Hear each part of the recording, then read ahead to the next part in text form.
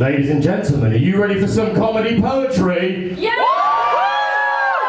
Yes. I can't hear you. I said, are you ready for some motherfucking comedy poetry? Yeah! Are you ready for rhymes? Yeah! Yeah! Are you ready for free verse? Yeah! Are you ready for the subversion of literary conventions in order to achieve comic effect? Yeah! I thought you fucking were.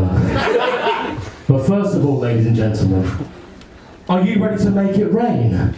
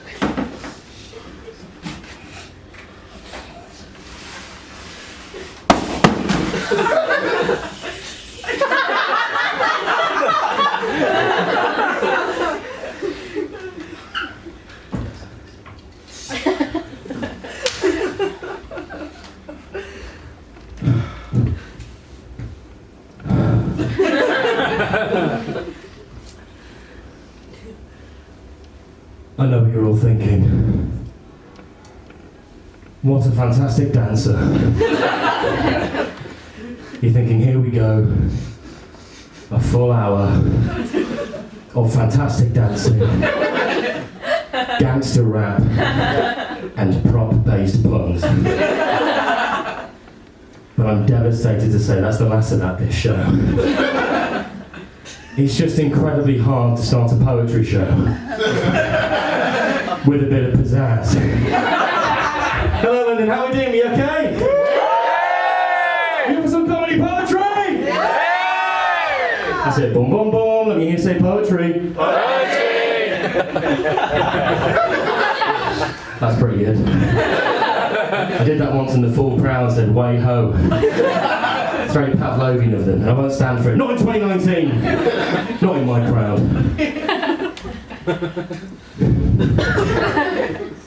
My name is Bróccán Tyzack-Carlin, which you'll notice is at once not a name. Yet paradoxically far too much of a name, isn't it? It's too much. No, but it's interesting, it comes from my parents being arseholes. And extremely inconsiderate of a child's ability to spell. No, in reality it's an Irish name, it's Irish. Bróccán or Bróccán in the original Gaelic means tiny badger. Which is irrelevant to the rest of the show. It never comes up again, but it is interesting, isn't it? It's interesting. In fact, it's more interesting than most names. For example, sir, what's your name? David. No, look, I'm not saying I'm more interesting than David. I'm just saying it's likely. No, I'm kidding. David's a great name. It's a strong name. For a strong man. Well, let's move on.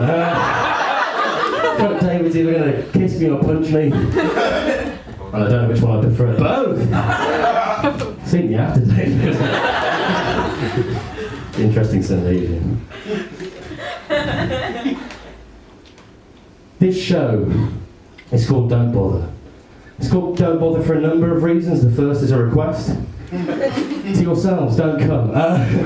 It's my debut solo show. It might not be any good, so thank you for coming on the basis of very little to nothing. It's very kind of you. The second reason this show is called Don't Bother is don't bother trying to make sense of what's about to come in the next hour.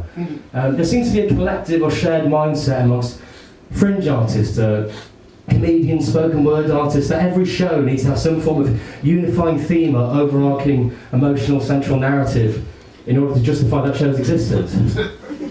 Not at all, mate.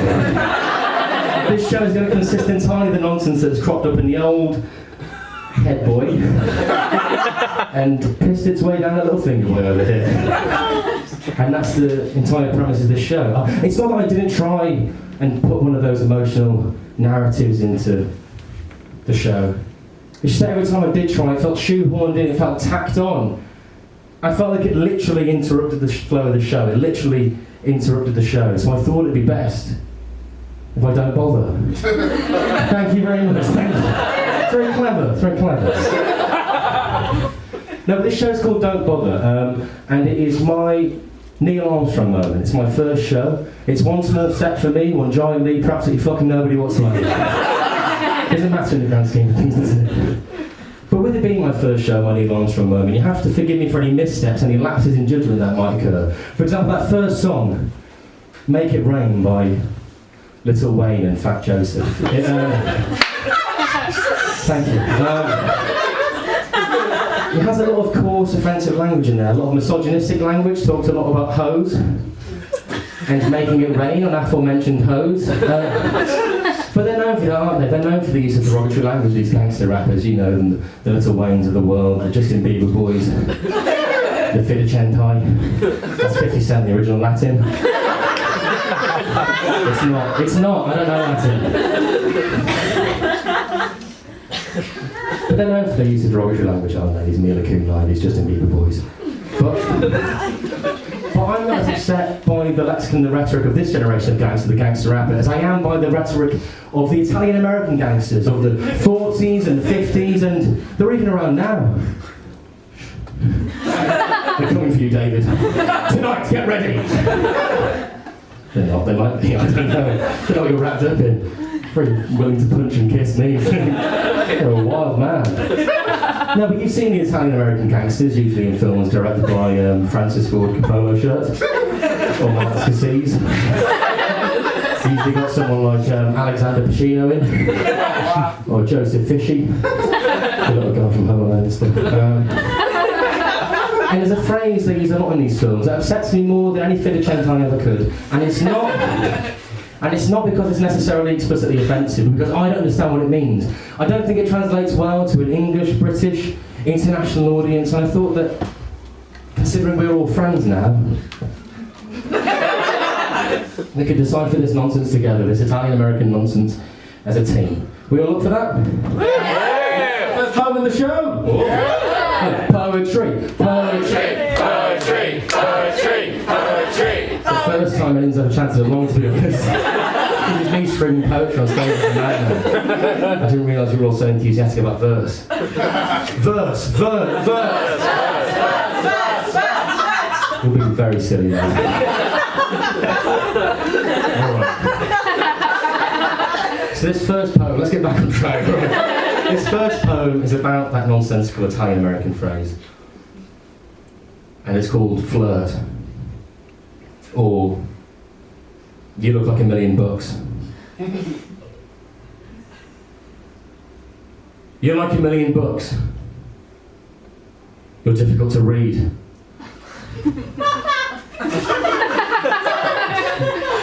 There's more.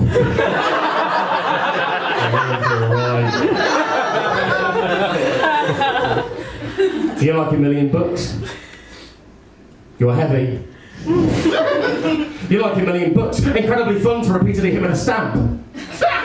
You're like $1 million. You're impossible to understand. You're like $1 million. You're beyond my grasp. You're like $1 million. Far too much for an evening. You're like $1 million. Beyond the realms of reasonable ambition. You're like $1 million. You've got 2 million antlers. That is the level we are on, guys. It's going to be a very long hour.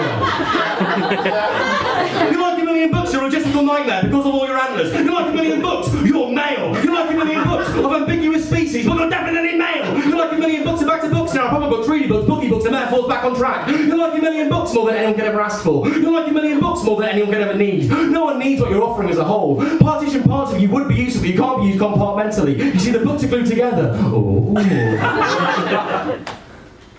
Imagine that. 1 million books glued together. You offer nothing to anybody. You're a giant paperweight, a giant paper waste of space. You're a leather-bound, hardback, paperback waste of space. You're a piece of shit. A gargantuan hunk. A hulking mass of information that is trapped within the constraints of its own shit. I can't access the good stuff. None of us can access the good stuff because it's imprisoned by the rest of you. So no use to me or anybody else. This is entirely shit. I hate you. I hate you. I hate you. I hate you. I hate you for all that you promise. I hate the potential for good you offer, not feasibly being able to make good on by simply being what you are. Your very nature and existence renders anything that can ever be good about you null and void. You're trapped in your own complexity and your everything is transformed to nothingness because of the very fact that you exist. You're like 1 million books. You're quite pretty. Thank you, that first poem was about me.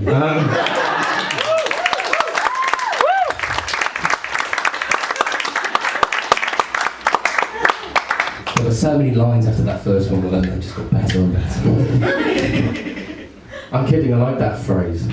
Or rather, I'm enamoured by the antiquity of that phrase, because we live in an age of nostalgia, don't we? We live in an age of nostalgia, where everything that once was is now considered good by proxy of it not existing anymore. I'm a sucker for it. I get nostalgic very, very easily. When I was in Edinburgh over the summer, I got very nostalgic for my first Edinburgh with the Durham Review, and when I went back to Durham, I get very nostalgic for that experience. Because it's true what they say, isn't it? They say that you leave university with far more than a degree. And I know that to be true because I know that I left university with depression and type 2 diabetes. I did. No, we live in an age of nostalgia, in an age of cultural nostalgia. You have to go on Netflix to see a banner for Stranger Things. And the good thing about Stranger Things is that's actually set in the 1980s. And everything that happens in Stranger Things occurs during the 1980s. And something like the 1980s that not a lot of people know, which makes them fantastic, is that it actually happened during the decade, the 80s. It's brilliant, doesn't it? Everyone loved the 80s, unless you were from the northeast of England during that time. No, let's not make it too political. Well, we have to make it political, don't we? Because this age of nostalgia has crept into our politics. There's a whole brand, a whole breed of politician nowadays whose success can be exclusively attributed to them reminding people of how fantastic and white things once were. You only have to look as far as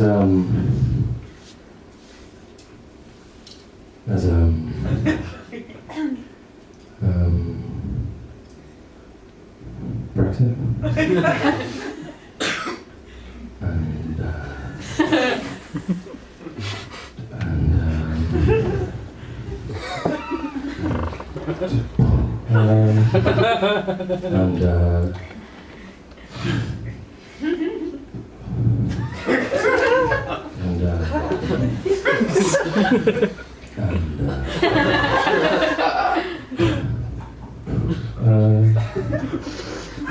and Trump. He had to say it! At least once in a fucking freezer! Ah! We're not going to linger on that. No, we're not going to linger on those kind of things.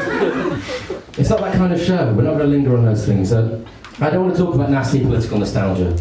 I want to talk about a nice nostalgia that exists and has always existed and always will exist amongst older generations.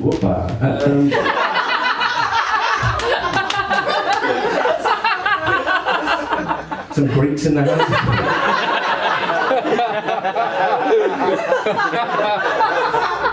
No, it's a nice nostalgia. It exists. It always has existed amongst older generations, and it's just a pining and a longing for an era or a way of life that generation knew and can never get back.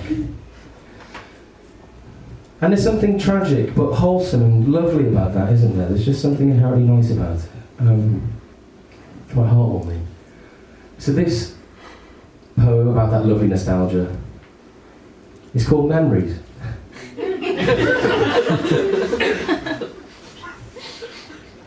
When I were a boy, this were just fields. Pure naked nature, not even crops to yield. No cineplex stood in that plot yonder afar. We just skipped gaily through fields, catching butterflies in jar.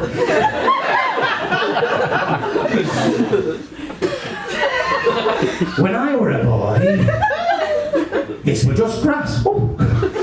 No roads to travel on with your fancy bus pass. It was nothing but green from here to Timbuktu. No Thai massage parlours or nightclubs for you, David. When I were a boy, this were just daisies. And we'd lie on our backs, shirts dirty, just lazy. There were no buildings here, no none, not at all. Not when I were a lad. Well, I'll be honest, that sounds fucking shit. It were. Sighed Granda, thank you.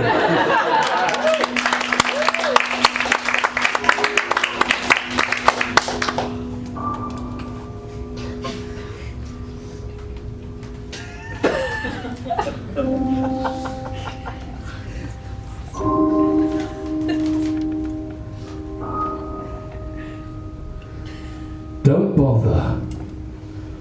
Don't bother, Neil. Don't bother, Neil Armstrong. You're but a boy whose head is filled with dreams and folly. Your mind is entranced by the stars. Your eyes are bedazzled with dreams and foolishness. You're just a daft bloke, Neil. A daft bloke. Don't bother, Neil. Don't bother. But he couldn't hear them. He paid them no mind, for they were right. He was entranced by the stars, but he knew he wouldn't have it any other way.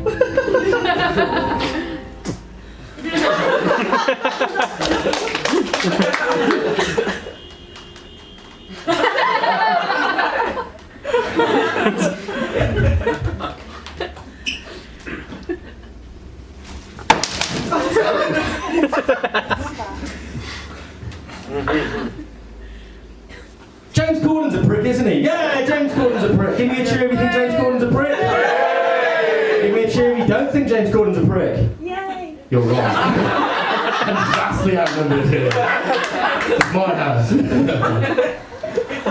No, I don't know if James Corden's a prick, but he does use the words and exhibit the actions of someone who's definitely a prick, doesn't he? But he was cast in that new Peter Rabbit film, wasn't he? James Corden was cast as Peter Rabbit. Let that sink in. James Corden was cast as Peter Rabbit in the 2018 film adaptation of Peter Rabbit. Very lucky boy. Whoa. A very lucky boy with eponymous roles recently as James Corden. First cast as Peter Rabbit in Peter Rabbit, then cast as James Corden in The Late Late Show with James Corden. Very lucky boy. The roles keep flooding in. For James Corden. Just hate Spanish variations. But the marketing campaign for this new Peter Rabbit, this new Conejo Pedro film. I'll go toe to toe, I don't care. The marketing campaign for this new Peter Rabbit film was very keen to discern that this wasn't a film about Peter Rabbit, but rather a film about Peter Rabbit with an attitude. Ooh. Now look, I'm not one of these fanboys who hates on any remake or adaptation of things I love from childhood. I mean, for example, I read out the new Ghostbusters film, even though there were women in it. No, it was good anyway. It was good. There were women involved directly and tangentially, and it was good regardless. It was really good. It was. You're laughing because it captured the spirit of the original. It captured the same sense of fun and the same sense of camaraderie as the original Ghostbusters. Kate McKinnon was fantastic in it. It was good. Just ignore all these women haters on the internet, men. I think they're cool. You can give them a pass. Give them a pass on the subject of 2016's Ghostbusters because it was a good film. Because it captured the spirit of the original, which is something that the new Peter Rabbit film failed to do. Because when you make a film about Peter Rabbit starring James Corden with an attitude, you haven't so much as made a film adaptation of The Tale of Peter Rabbit by Peter Rabbit by Beatrix Potter, as you have made a film about a rabbit who's called Peter, who wears a blue waistcoat, who's a dickhead. That's what you make with that film. a rabbit who twerks and shoves carrots up old men's arses. So I hear. I've never seen the film. I never will. Stand with Beatrix on this one. But I do think it is one of the great tragedies, great crimes of the 21st century. I think it's definitely one of the worst things that have happened in the last 10 years. Absolutely the last 5. James Corden was cast as Peter Rabbit. It makes me sick. Makes me feel physically ill in the depths of my stomach. That whole generation of children's perception of Peter Rabbit will be James Corden, aka Smithy, aka the high five emoji from the Emoji Movie. It's tragic, isn't it? But there's one saving grace in all this, which is that we know better. We know that James Corden is in Peter Rabbit, and I thought it would be nice to celebrate that. If we could all just read the original The Tale of Peter Rabbit by Beatrix Potter together as a group of adult friends. Because it doesn't happen nowadays, does it? Are we all strapped in? Thought so. Alright, here we go. Yeah. Same as in there. We're all on the same page. Don't you boo me. Good joke. Alright, here we go. Once upon a time, there were 4 little rabbits, and their names were Flopsy, Mopsy, Cottontail, and... Peter! You got damn right.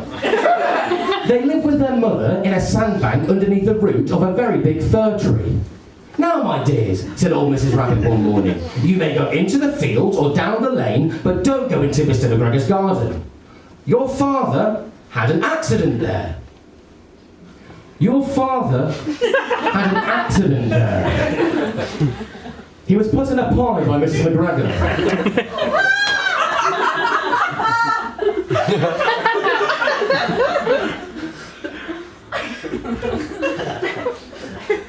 Now, I don't know about you, but I feel like Mrs. Rabbit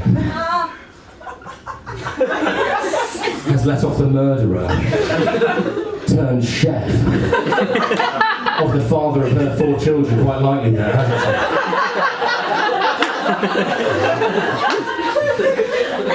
Flopsy, Mopsy, Cottontail, oh, Peter.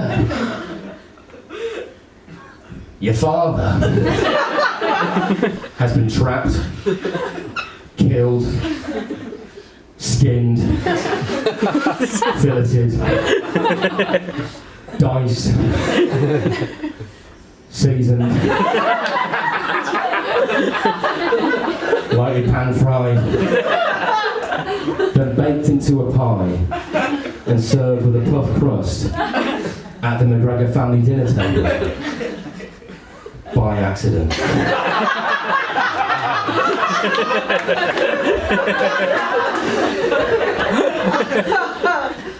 So much the language of a Mrs. McGregor apologist. Or an accomplice. Panto crowd.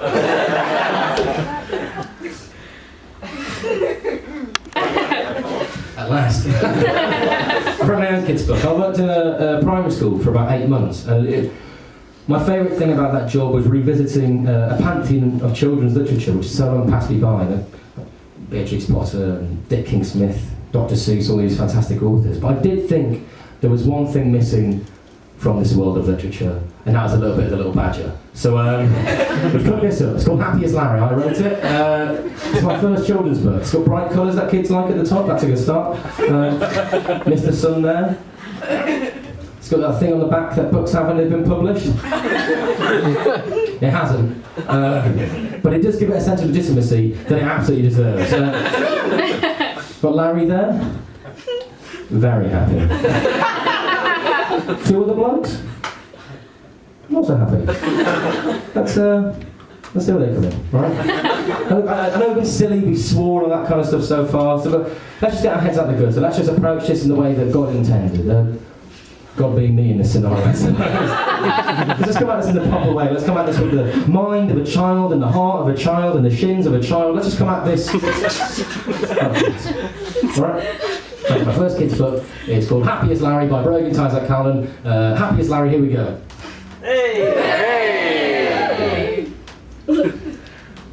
Gary and Barry stood side by side, seemingly happy but troubled inside. The sun shone down on Gary's face, but where once lay a smile, a frown took its place. Oh. Barry saw this change and asked, "What's up, chum?" But he knew what was up, for Barry too felt glum. "I'm so sad," groaned Gary. Barry swiftly concurred. "I feel like life is a cage and I'm a captive bird." Aww. "Oh, isn't life bad?" cried Gazza and Barry. "I wish we were happy as Larry." Then all of a sudden, in a flippity flash, there first came a wallop, a willop, a crash, and out of the mayhem, the magic, the smoke, stood a third and amazing brand spanking new bloke. "Is it? Could it be? Are you happy, Larry?" "It's a pleasure to meet you, Gary and Barry. I'm the Larry that's happy. I'm all happy, Larry. I'm here to bring cheer, no delay and no tarry, so lend me your ears and your troubles I'll parry." The friends were relieved, a saviour at last. They wanted his secret, they wanted it fast. "No one's as happy as you, not present nor past. We want to know joy, we want it to last." Larry was smiling, as he was known to do. He was interminably happy, that was really quite true. "Do you want to know my secret? More than anything, please." "Well, then I might just tell you." He was such a tease. "Ever since I was young, since being a lad, I've had a little hobby to stop me feeling bad. If ever I'm low or down in the dumps, I head out the house and I kill dogs."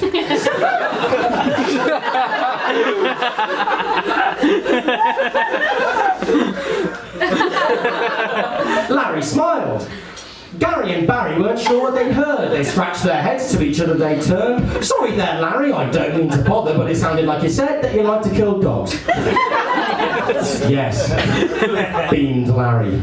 "I love to kill all the dogs. Bloodhounds or greyhounds, bassets or beagles, poodles or spaniels, dachshunds, or any other breed of dog. I don't fucking care. I just really enjoy watching them all die." Gary and Barry were starting to get upset now. They were really quite perturbed. They didn't like what they were hearing. They didn't want another word. But Larry, he was very happy. And he was also listing all the different ways he likes to kill dogs. "I suffocate dogs. Jesus. I strangle dogs." Those two are quite similar. "I set fire to dogs. I love to stab dogs." The list seemed to go on and on and on and on. "I make dogs into rugs. I make dogs into sculptures of other bigger dogs. Sometimes I just stamp on the dogs. Sometimes I take them back to where they're castrated, laugh at them, and then shoot them in the head with a bow and arrow. And sometimes I make them eat cream eggs until they're just not alive anymore."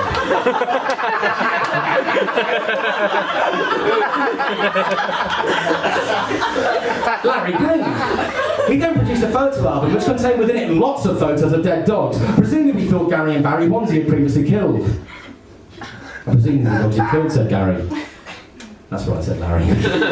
"This is fucking dreadful," said Baz. "This is an abomination." As Larry continued cackling and go past canine mutilations, they hated his smile, but his joy seemed to last. They wanted it to end and they wanted it fast. So Gary and Barry, without a second's delay, tackled Larry to the floor and called the police straight away. They kneed him in the ribs and spat in his eye because he was a horrible fucking prick and they wished he would die. The friends realised then that it wasn't coincidental. If you're happy all the time, well then you're probably mental. I like to kill dogs or something, the end. Thank you.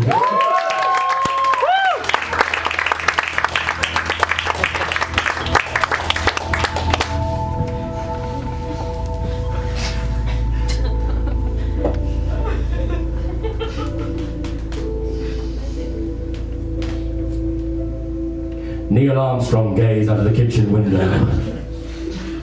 He looked up at the sky. "Don't bother, Neil. Don't bother. You're just an impish lad who's away with the fairies. A knavish sprite that tinkers and diddles with technologies in place of the minds of young lovers. You're a pesky boy, Neil. A clever boy, but most certainly a pesky boy. A pesky, mad boy with a head filled with nonsense. You won't even get as far as Slough, Neil. You won't even get as far as that tree. I hope you don't get as far as that tree.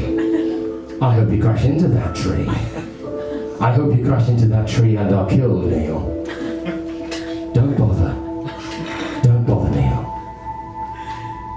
no mind, as he sauntered and strutted his way over to his rocket ship. A rocket ship for a young rocket man. Perfect. He clambered in over the sides and checked the controls. They were all still there. A magnificent start. Don't bother. He began to push them in the correct sequence. Don't bother, Neil. The blue one, the green one, don't bother. The other blue one, the pink one, don't bother. The big red one, the then, don't fucking bother, Neil!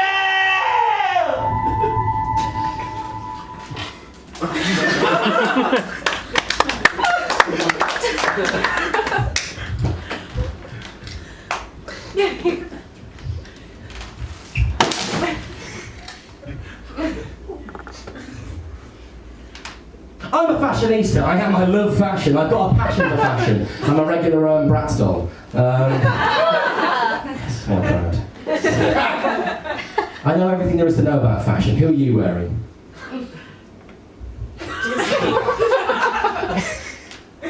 All right. Who are you wearing? H&M. Who are you wearing? I don't know. H&M again. All right, that's enough audience interaction today. But I know everything there is to know about fashion, as just demonstrated. Have you read that, please? I've got a story to tell you about fashion. I'm very fashionable, but there was someone... Fuck off. I am very fashionable. Growing up, there was someone even more fashionable than I. My big brother, Niall. So in 2007, 2008, when I was about 11, 12 years old, Niall would have been about 15, 16. And there was a retail park near us called Dalton Park, and in that retail park there was a shop which sold what can only be described as cheeky, cheeky, naughty t-shirts. Do you guys remember cheeky, cheeky, naughty t-shirts from the mid-2000s era? These not safe for work, often quite rude, often very funny t-shirts. My brother, 15, 16 years old, he couldn't get enough of them. He had loads of these cheeky, cheeky, naughty t-shirts. He had one which said FBI on it. It said FBI, you know it. One down. It said FBI on it. And you might see someone like my brother, a 15-year-old, walking the street to Teesside and think, what depths has the Federal Bureau of Investigation sunk to in its recruitment process? So this young teenage boy from Hartlepool is now an agent for the Bureau. But as he got closer, he realised he wasn't, in fact, an agent for the Bureau, but rather a female body inspector. Oh! Very funny, very witty, very droll. I will not argue with anyone about this. It's a universally accessible and loved t-shirt. Can't beat it. But not all the t-shirts in that shop were as hilarious and as fantastic as that one. Some of them are downright awful. Some of them were upsetting and offensive. And there was one t-shirt in particular. There was one t-shirt in that shop that has haunted me for 11, 12 years now. It's with me every waking moment, every sleeping moment, and my nightmares constantly, this t-shirt. And it was unassuming, it was a simple t-shirt. It was a white t-shirt and had one choice phrase written upon it in black. And that phrase was, it was dip me in chocolate and throw me to the lesbians. T-shirt said dip me in chocolate and throw me to the lesbians. Which is the worst sentence I've ever read or heard in my entire life. It's confused me and upset me for 11, 12 years now, but for different reasons. When I was a kid, it confused me because I thought it was a sex thing. I thought it was a sexy thing that I didn't understand. But, you know, as I've got older and had sex, I've realised who is it sexual for? Who could this possibly be arousing for? Is it arousing for a man to be merely dipped in chocolate and thrown at a group of lesbians? I mean, it's not arousing for the women involved, they're not attracted to men. So lesbians, that's kind of the whole thing. Particularly a man who had been previously dipped in chocolate. Because I know that if I were a lesbian, or anyone, and a man who had been previously dipped in chocolate was thrown at me, I'd call the police, I'd absolutely call the police. It's the only thing you can do in that situation. Who are the lesbians? Who are the lesbians that this t-shirt has in mind? Does this t-shirt have a specific group of lesbians in mind, or is it suggesting that we congregate every single lesbian in the world en masse for the express purposes of dipping me in chocolate? and throwing me at them.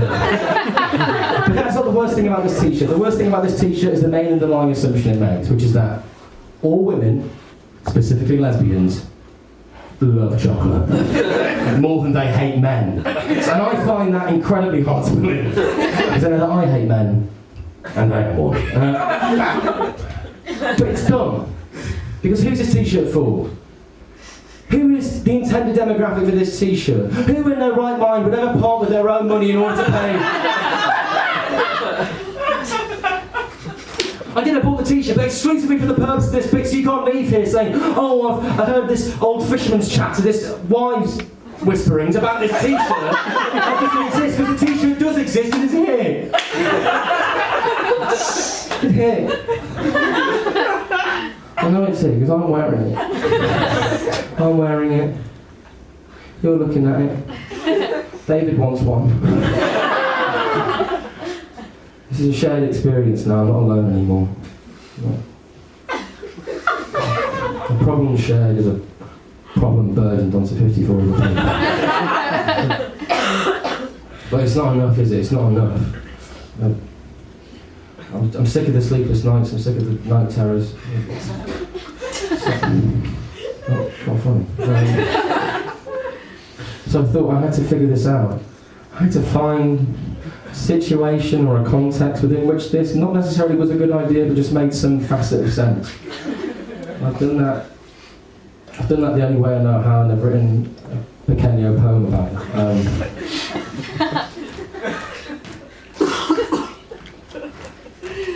I say poem, I was kind of writing at 4 AM, I was crying and shaking at the time, so it's nonsense really, but it's all we've got.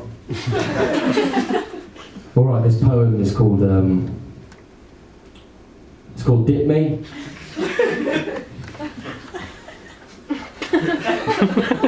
Dip me. Dip me. Dip me in chocolate. Dip me in chocolate. And throw me to the lesbians.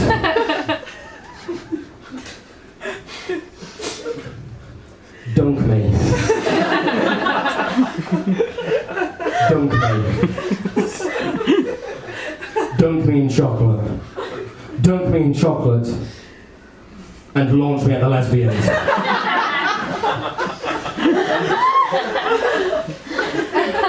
Drown me. Drown me. Drown me in chocolate. Drown me in chocolate. And sacrifice me to the lesbians. Sacrifice me to the lesbians. The lesbians. The lesbians. The lesbians are waiting. All the lesbians are waiting. With breath bated. Sacrifice me to the lesbians. The year is 2086. The world as we know it has died. There is little life, not much has survived. But lesbians and cacao beans somehow continue to thrive. It is barren, distant.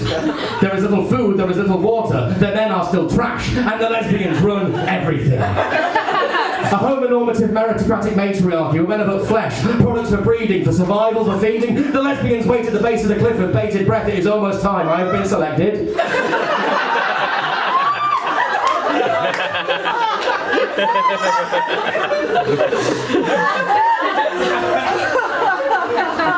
I've been selected. I'm nude, I'm beaten, I am trash. I've been selected. The head lesbian stares at me and hoists her non-phallic, almost yonic staff into the air. I am pushed and submerged in a pool of russet hell. It cascades and pirouettes into my nose, mouth, ears, and I feel the weight of it inside me, dragging me deeper towards a delicious depth which I've been dropped into. Dipped into. I'm done for. At the brink of consciousness I am saved, winched from my fate, dragged to the shore, then thrown ritualistically, yet without care, for I am trash, over the edge to the lesbians. I'm crippled. My chocolate-covered legs are broken. My chocolate-coated spinal column is shattered. The pool of mocha death seems an oasis now I've been thrown to the lesbians.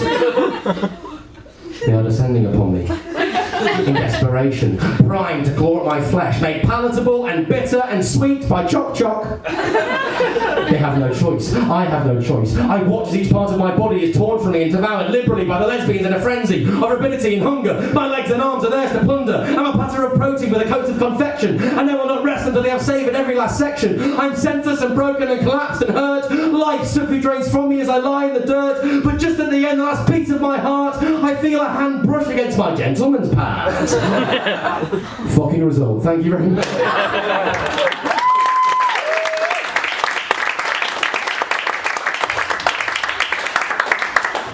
It's not for everyone, that bit. It's not short either, is it? Not just dipping out that one.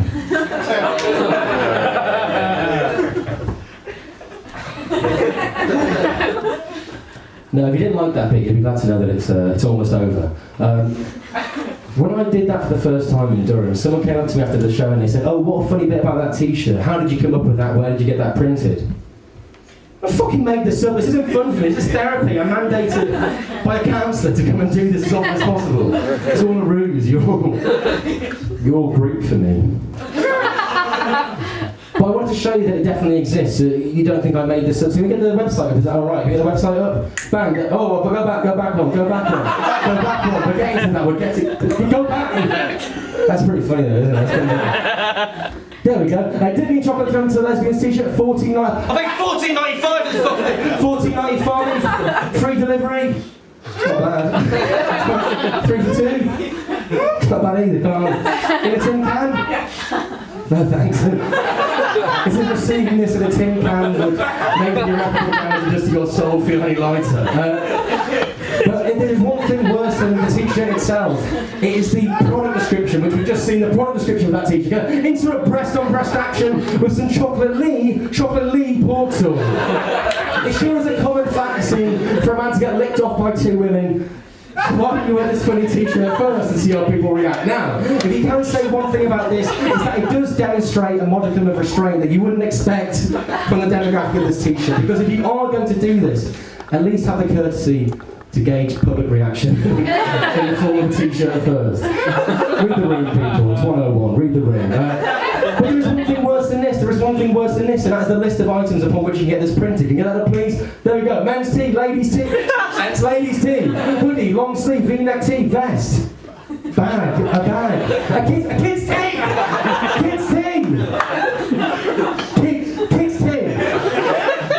Jumper. Apron. For your chef, I suppose. Whilst he's in the kitchen melting the chocolate down. But it does seem like you can deck out the whole family in this thing. What does that look like? Bam! There we are! Got mums. Big Daddy, Dickhead Darren in the middle there. Little Susie, shit for brains, I don't know. And little Johnny Swollen. If there's one thing that can be said about this t-shirt, is that it does do wonders for little Johnny's figure. What does that look like? Bang, there it is. The henchest boy in all of Barnsley, little Johnny Swollen. He doesn't skip chest day. Come in here, and he'd lift every single one of you in sequence, and he wouldn't break a fucking sweat. It's quite sad. This show's been doing alright, which is bad for me, because it means I have to wear this t-shirt quite often. But I did it for the full month in Edinburgh, so inevitably I had to buy more t-shirts. So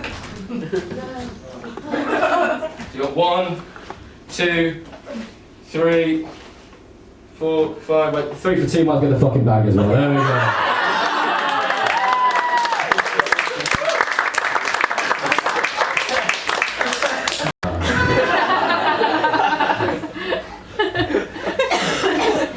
That's a £75 gag, David. Was it worth it? Yeah. Thought so. There's 2 more in the green room spares. 100. Let's not do the math. No, it impresses me wearing this t-shirt. I hate it. David, do you want to do your bit? Yeah, this is alright. So the audience, I'm going to come clean. The audience interaction so far has been quite unfair because me and David have known each other for what, 38 years now? We go back to the early 80s together. And he found out I was doing this gig, which is why he's here, and he sent me email after email, just like text after text, just notes stapled to the thighs of children saying, "Find Broken," asking if I could do my poem. And I said no for ages, didn't I, David? Because he's an aspiring spoken word artist himself. And I thought, what is the point of having a platform like this if you can't share it with a friend who has a similar love for spoken word as you do? So did you bring a copy of your poem? Did you? Oh shit. Well, I've got one just in case. Alright, just going to do your poem, David. Can you give a big round of applause for David?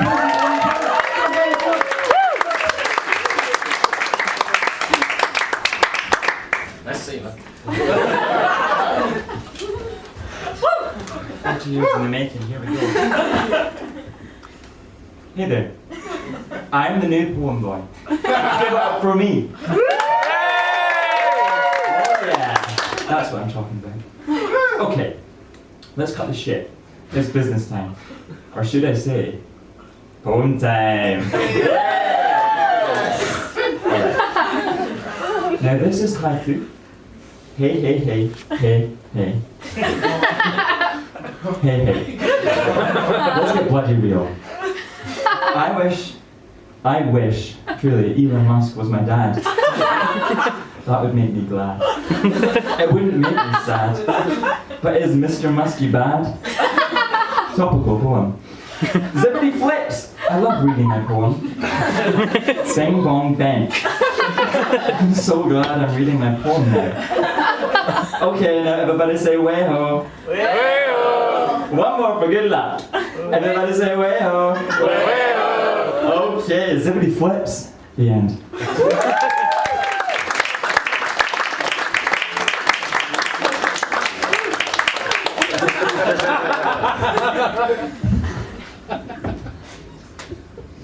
It's not for everyone, David.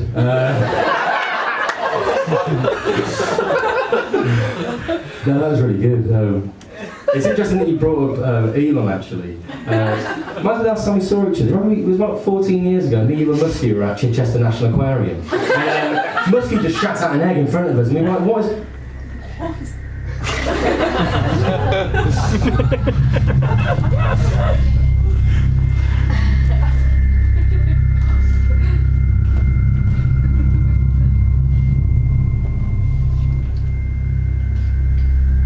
Neil Armstrong lifted his finger off the big red one.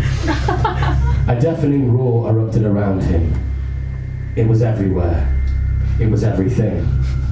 He was bolted against his seat, the force of the sky carving his cheeks into an irresistible yet permanent grin. His eyes, pried apart and pinned to his skull, could just as easily have been gently shut. For Neil felt that this must be one of his dreams that came so naturally to him. His eyes began to well up. And whether it was because of the piercing wind beating his coroners or something far more important, Neil began to cry. They were shouting, bellowing at him from below, but he couldn't hear a word they were saying. This pesky lad was only going to one place and no one could stop him. No way, not a chance. Floating, flying, there was only one place this pesky lad with a head filled with nonsense was heading, and no one could stop him. No way, not a chance.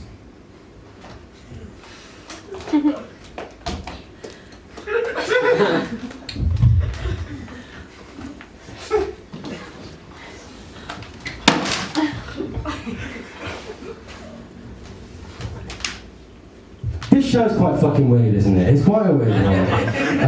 Not even the content, not even the 6-minute poems about murdering dogs and all that kind of stuff. No. Well, David wishing Elon Musk was his dad. Just the idea, the very concept of me collating an hour's worth of poems and jokes and then actively encouraging a group of people to come sit in a room so I can shout at them for an hour. It's insane, isn't it? And it's even more bizarre because a lot of the stuff in this show wasn't written with the intention of being performed. A little bit of context about this show. Autumn 2017, I was literally having the worst time of my entire life. I was having a terrible time. You're all tensing up, I'm not going to go into it, it's not that kind of show. But I was in a really bad place, and I don't just mean Manchester. I thought of that in the third last show of my Edinburgh run. And that is 23 wasted performances. I was in a bad place geographically and mentally. Let's get quite dark. No, but it's true. It's very panto. It was worse than that.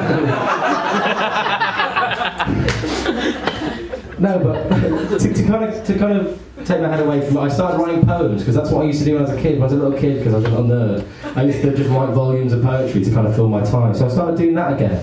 But I've always wondered why I felt compelled to perform them. Why I wanted to perform my poetry. Why I went to that first open mic night in Bury in December 2017. And I think I figured it out. I think the reason I wanted to perform them was the same reason why anyone wants to perform anything ever, and it's so they can be told they're good at it. And I think that's very fair. I don't mean that as a criticism either. I think often the people want to change the world and change people's politics and change people's mindsets and things, and that's all well and good, but I also think those people are performing something because they want to be told that they're very good at performing things. But that's natural, it's really natural, because if you put a lot of time and a lot of effort and a lot of yourself into something, it's only natural for you to want those efforts to be validated. And that comes in lots of different forms. Does anyone know who Nick Drake was? Yeah, Nick Drake, yeah, folk artist from the 60s and 70s. Nick Drake. He had crippling performance anxiety. So he hated performance. So when he performed, he wouldn't look at the audience. He was even known to perform with his back to the audience because he couldn't stand to look at them. He couldn't stand to accept that he was performing, but he still performed. He still performed, and that could have been because of label or record pressure, studio pressure, but those labels and those studios received his music at some point. At some point, even in his own introverted, fantastic fashion, Nick Drake decided to share his music with people. Even in his own introverted, fantastic way, Nick Drake decided that he wanted to be told how brilliant he was, which he deserved to be told because he was brilliant. The one takeaway of this show is go and listen to the album Pink Moon by Nick Drake because it's fucking great. It's so good. We can go too far the other way. You can actively seek and receive far too much validation. Look at J.K. Rowling, for example. You know J.K. Rowling? Yeah. The most validated woman on earth, right? Rightfully or wrongfully so. Wrongfully so. No, I'm kidding. J.K. Rowling, she released a series of crime novels under a pen name, didn't she? Starting with a book called Cuckoo's Calling, under the pen name Robert Galbraith. And Robert Galbraith was an alias, it was a nom de plume, and this alias was an ex-SAS officer. It was an ex-SAS officer called Robert Galbraith, and that was the story behind this person. And she said she did this because she said she wanted pure, unadulterated feedback when everybody read her book. But the thing she didn't anticipate was that nobody read that book. It peaked at like 784th in the bestsellers charts. And it got a few reviews and they're all pretty good. They all said, oh, what a fantastic debut for Robert Galbraith. What a fantastic first attempt at prose from ex-military personnel Robert Galbraith. And if you're ex-military personnel Robert Galbraith, that is a fantastic review. But when you're J.K. Rowling, 7th best-selling author of all time, 500 million book sales to your name, that's quite lukewarm, isn't it? It's not great. So lo and behold, 2.5 weeks later, J.K. Rowling, or just kidding Rowling to give her full name, just kidding Rowling, crawls out from the which of the rock she was hiding, and says, "Way, I'm Robert Galbraith. I wrote Cuckoo's Calling." Bam, number one on the bestsellers charts. Obviously, of course it is. It's just kidding Rowling for fuck's sake. Of course it's going to be number one. And the reviews come out and they're all glowing. They also have instant classic. Oh, amazing book. How do we miss this one? Cuckoo's Calling. It's a different kind of magic. J.K. Rowling has created a different kind of magic. Cuckoo's Calling is spellbinding. It's a different kind of magic. Now, I think being told that her book is a different kind of magic is the worst review that J.K. Rowling can ever receive for anything she writes ever.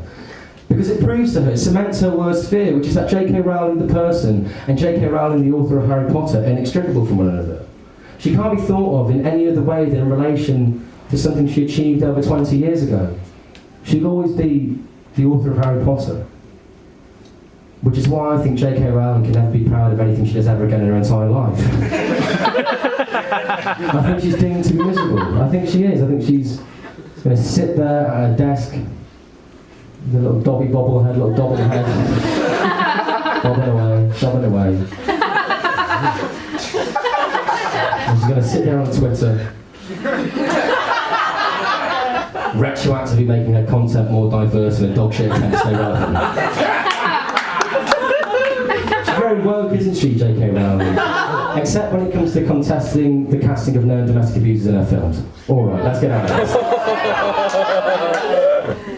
Alright. Right. No, let's get out. This is a weird hole to be in for a comedy show, isn't it? It's a weird place. Well, let's do some normal stand-up. Do you want some normal stand-up, normal comedy? Yeah, all right. Here's a 6-minute long poem about Queen Elizabeth II being the arse end of a pantomime horse. They love me. They adore me. I'm the national treasure. I'm everything to them. I give them hope. I'm an embodiment of hope. I'm going to shake my rump, thought Queen Elizabeth II, and she sweated vigorously and unapologetically in the arse of a fabric horse. A chorus of laughter and applause and cheers echoed in her ears. She is the arse of a horse. They really love that rump shake. Maybe I should do it again. Or would that be in excess? I'd really love to shake my rump again, thought Queen Elizabeth II, as her dedication to her art wrestled dangerously with her want to please. I'm going to do it. I want to do it. They want me to do it. They love me. I'm here to save them from themselves, from the mundanity of themselves. Je suis the émancipateur of ennui and humdrum.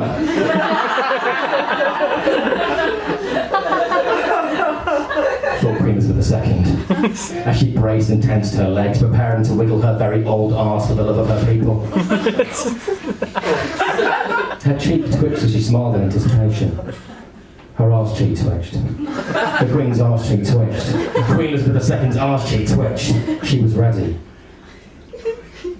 Jeers, boos, hisses, jeers, boos, hisses, jeers, boos, hisses, rising to a crescendo of hatred and scorn, each sound like a relentless arrow to the heart, and not a single one misses. They pierce her soul, confound her brain, each one cutting her resolve to wiggle her ancient ass again.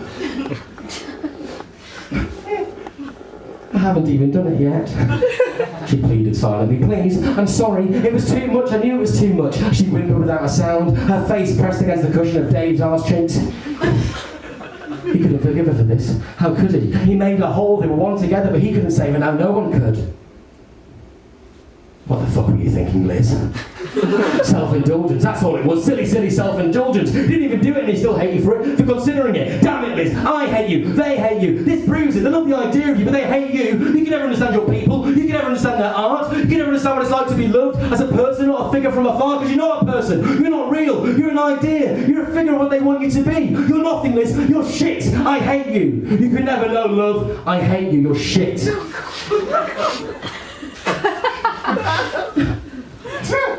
Liz wept, and wept, and wept, and wept, and wept, and wept, and wept, and cried.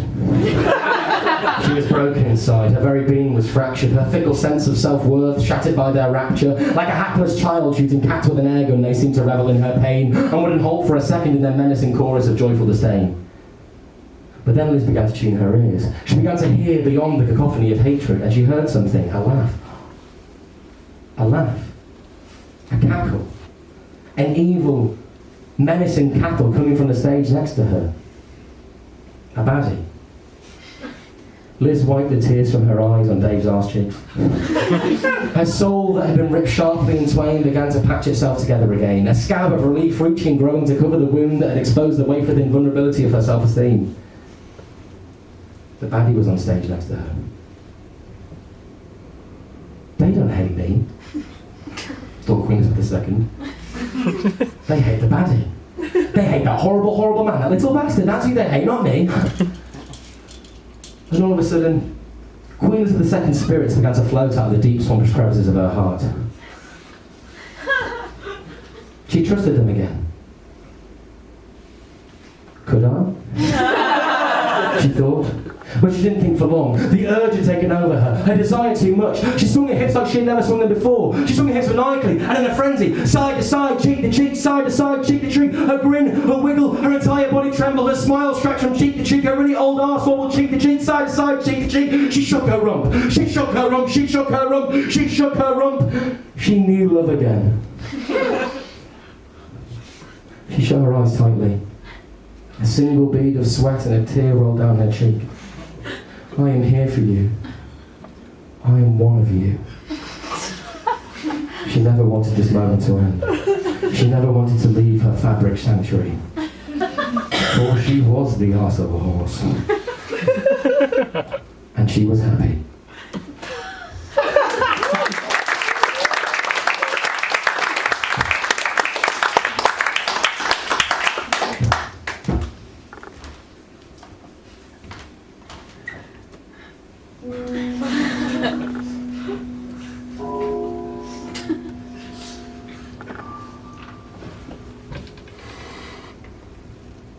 It was silent up there, an ocean of tranquility, an endless expanse of wordless triumph. Neil reclined, relaxed, contented, and he lay there. He lay there and he looked up. He looked up at nothing. Nothing. There was nothing to see. After all his planning, after all his dreaming, there was nothing to see. There was nothing to look up at, to gaze at, to long for. And slowly his inner peace began to ebb away. Where once blazed an indomitable spirit with one goal and one goal only, one destination and one destination only, there now sat naught but despair. He was confused. He was angry. The voices that had plagued him for so long began to return, and he could hear them, their disbelief. And for the first time, for the very first time in his life, Neil looked down.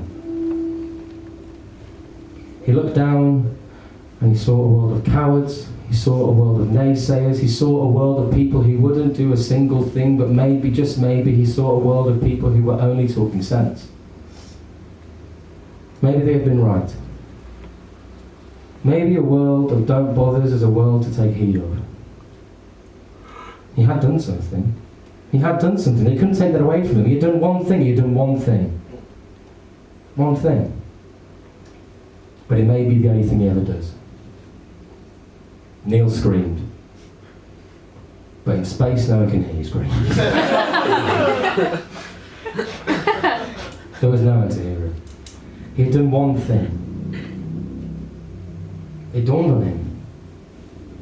He could do two things. Oh. He could do another thing, something even more extravagant than the first. There was nothing above him anymore, but there was everything beneath him. So Neil got to his feet, brushed the moon dust off his trousers, and stood, feet firmly rooted to the spot, and did something no one had ever done before again. Neil pissed on the world. He pissed on the world. He pissed on all of them. On the cowards and naysayers, the people who wouldn't do a single thing, and the people who were only talking sense. He pissed on them all. He defied science, he defied nature, but he did it. Oh boy, did he do it. He pissed on Alexander Pacino, on every politician, on Beatrix Potter, on James Corden, on The Late Late Show with James Corden fame, singing songs no one fucking asked him to. On Dr. Seuss, on the dead dogs. He pissed on a t-shirt shop. He pissed on a nude man who had been dipped in chocolate. He pissed on him again. He pissed on him again. He pissed on him a fourth time, he definitely deserved it. He pissed on J.K. Rowling, on Robert Galbraith, she got it twice, on the Queen, on Dave, on David. He pissed on you, he pissed on your face, why not? You were part of the show. On all of them, every last one. And he could hear them, he could hear their pleas. Why, Neil, why? Stop pissing on us, Neil, stop pissing on us. It's weird, we definitely don't like it, stop pissing on us. But he didn't stop. He made it rain, he made it rain, he made it rain on those homes.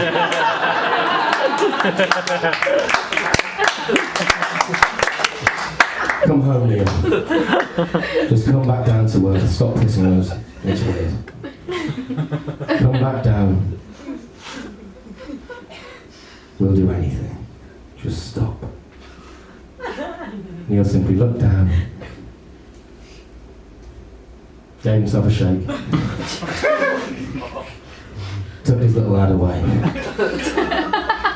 and whispered to himself, nah, don't bother.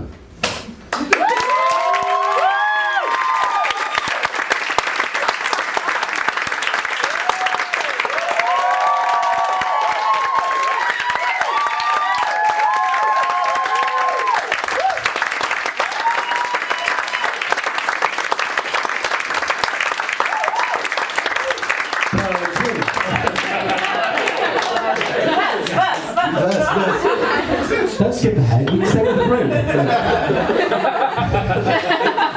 Thank you so much for coming around, everyone. It's the first time I've done this in Edinburgh. It's the first time I'm doing it in 3 months. So it's fucking amazing that it's sold out, which is amazing. Thank you so much for coming along, everyone. It's really cool. It's genuinely my favourite thing to do, and I really hope you enjoyed it sincerely. There's a thing called social media networking. It's going to be massive. So if you could, can we get the slide up, Tom? I'm on Twitter at Bróccán Tyzack, Facebook at Bróccán Tyzack. It does that even when it's not as part of an address. It tells me that my name should exist. Instagram Bróccán Tyzack. That one's in red and slightly different because that's essentially a personal account. So if you want to see me on holiday in Kos in 2014, then that's the place to be. Okay? Get yourself over there. Across all platforms, it's hashtag Don't Bother Show. I'm trying to get this up for like touring and stuff like that. So if you can tweet about it and say that it's good, that'll help me out massively. No, but thank you so much for coming, everyone. You're very kind. Love you all. I'm going to leave you with some Nick Drake, Pink Moon, to play you out. Thank you.